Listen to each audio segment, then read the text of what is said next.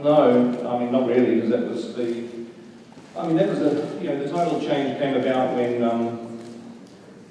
we did an assembly of the third movie last year. As we were cutting the second movie to get it finished for the Destination Schmal, we also had we had like an assistant editor just putting a version of the third movie together just so we could watch it, like us putting it together in the script order, just a rough thing that we could see.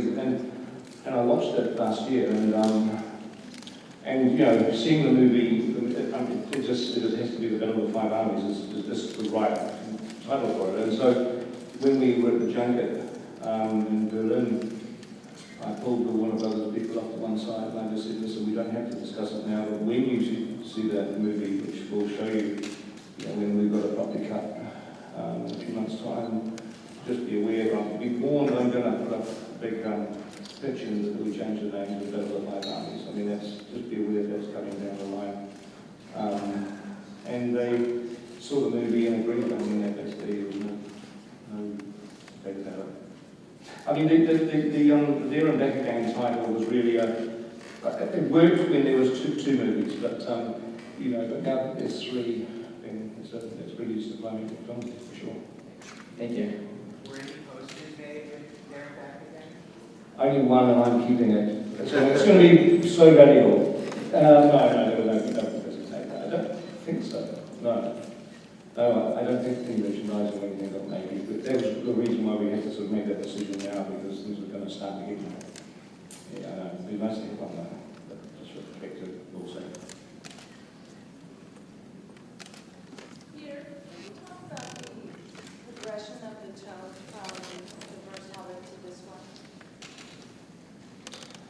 Well, the progression of the tone from the first Hobbit to this one is really what it's what you would expect it to be. It is what you would anticipate from seeing the first two. Hopefully, most of you have seen the first two.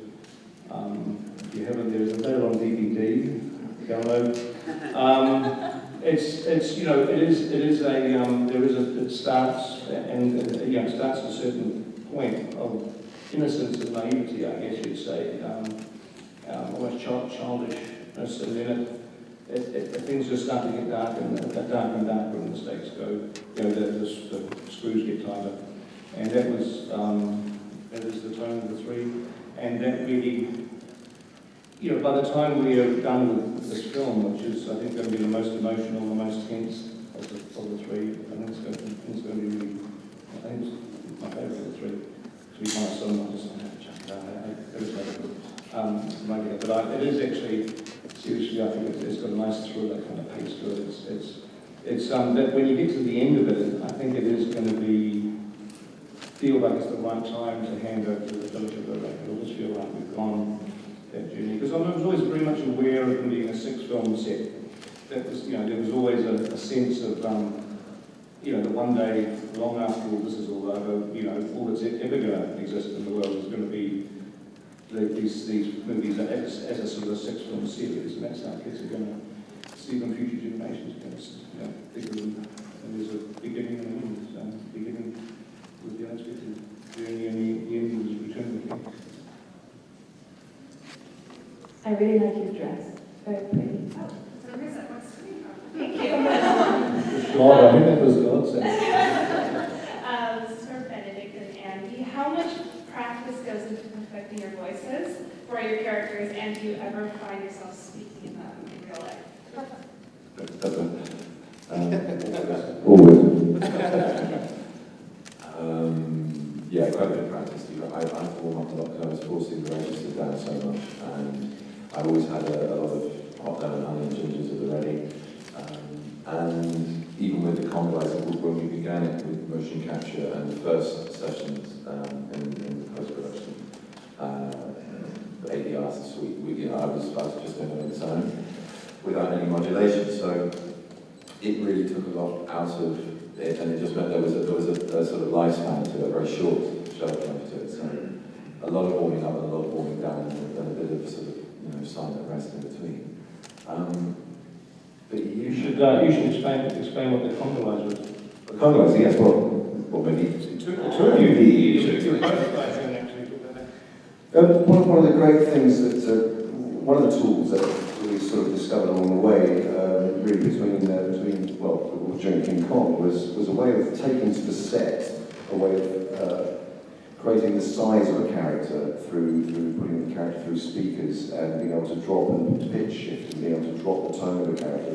So it would be particularly useful for Smorg and it was for Smaug and Shroud and Thank you, Eddie.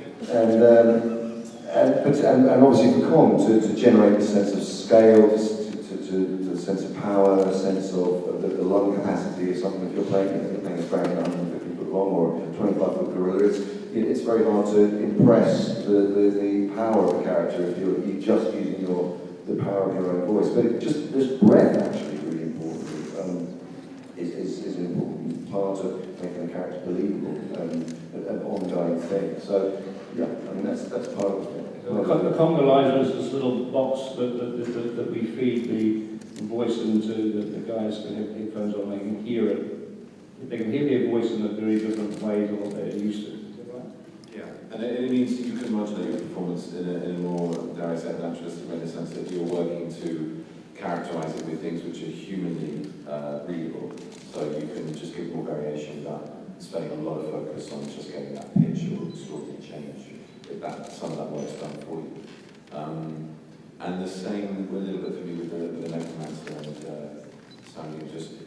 But also that was I decided to try and do that speech backwards and then loop that forward, so and do it on an in-breath and make it very sort of humble. As you do. Normal, just perfectly normal. Most people do that. I mean, I did that like.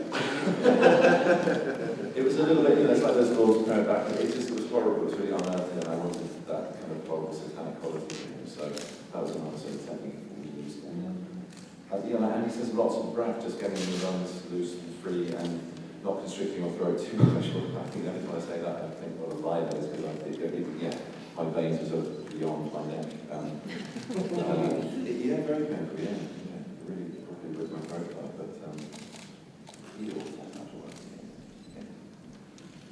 Well, to follow up on that, Benedict, if we saw you getting warmed up in the desolation of Schmau, we Oh see my you goodness, completely... hang on. Hold the phone. Never listen to Peter Jackson when it comes to the pronunciation of Eldritch. Ever. It's not Schmaug. It's Smaug. Right? Right? Philippa? Yeah. Don't ask Peter. Yes, you are correct. I have enough trouble with English. Thank you for the Eldritch. So Benedict, you get completely unleashed in the Battle of the Five Armies. I do. I swoop down to Lake Town. That's one of it. It's all right. I want to tell them what happens. I swoop down to Lake Town to have a picnic. Hot roast or two, and party tricks with the kids. Half farts and snowflakes. Anyway, I'm not going to. Yeah, it's possible. It's freely available on bookshelves around the world, but without verbalising too much of obviously what happens, it was great to sort of have the next part of that journey fulfilled. I mean, it was a stunningly chilling sort of end to the last film in the same part and death as he's swooping towards this town. I'm not just saying more. Is there any plan for either you or anyone else to tackle the Silmarillion? How about you doing it? Okay.